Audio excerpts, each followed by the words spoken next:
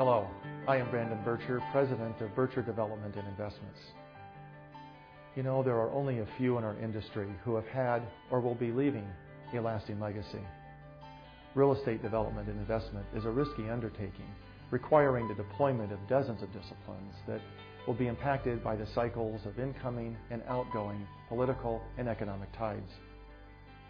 This interview series is to document a variety of life perspectives as seen from the top, so that current and future real estate leaders might benefit from the wisdom and legacy they will be leaving.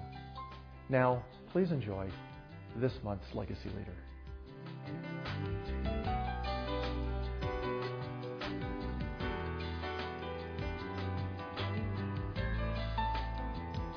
The best way to make an impact on morale is to, number one, have people's trust.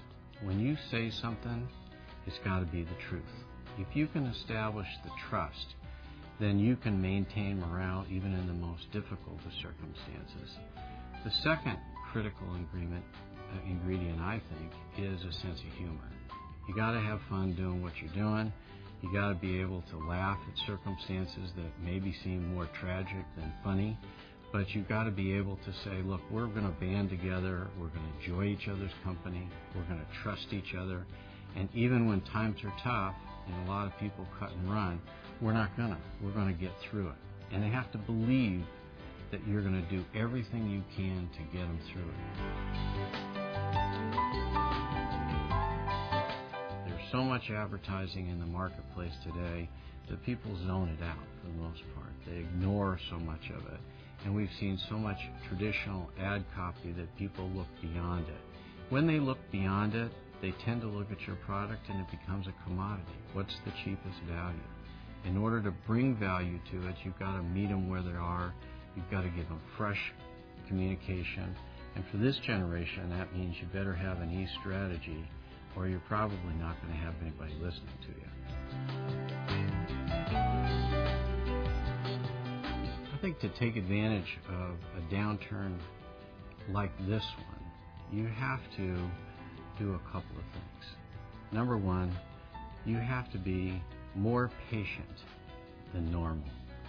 A lot of people are out looking at how they can get new projects underway right away because they want to be on the front end of the next upcycle. I think in this circumstance, you want to see a lot more recovery than you have in past recessions. So being patient to me is a strategy. Secondly, a strategy is to develop relationships.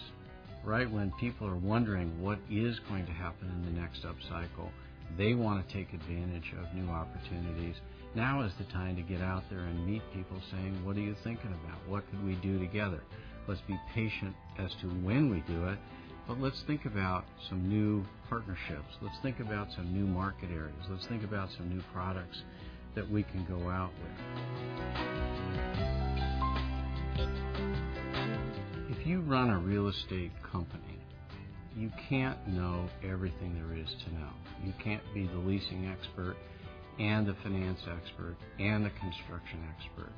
You have to be the kind of leader that goes out and hires to your weaknesses, get experts in things that you're not expert in, and you've got to be able to lead them even though they are the expert. So I think really the art of leadership in a real estate company is to know what you don't know, to find people who are expert in those areas, who will accept you as the leader even though you're not the expert.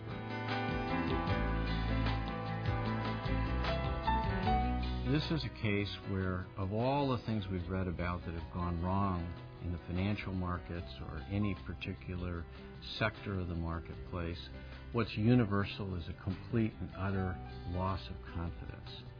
So when we start to see confidence building and the measures of confidence by different companies who are in the business of measuring it, then I think we can start to see that there's some light at the end of the tunnel. I wouldn't be necessarily fooled by any one quarter's manufacturing numbers or other kinds of indicators of productivity without knowing that there is also a restoration of confidence. The second is The financial markets have to be fully repaired. You have to see people being able to access banks for loans traditionally, not in the way that we saw toward the end of this cycle where we had lending that shouldn't have taken place, but traditional lending has to come back in the market.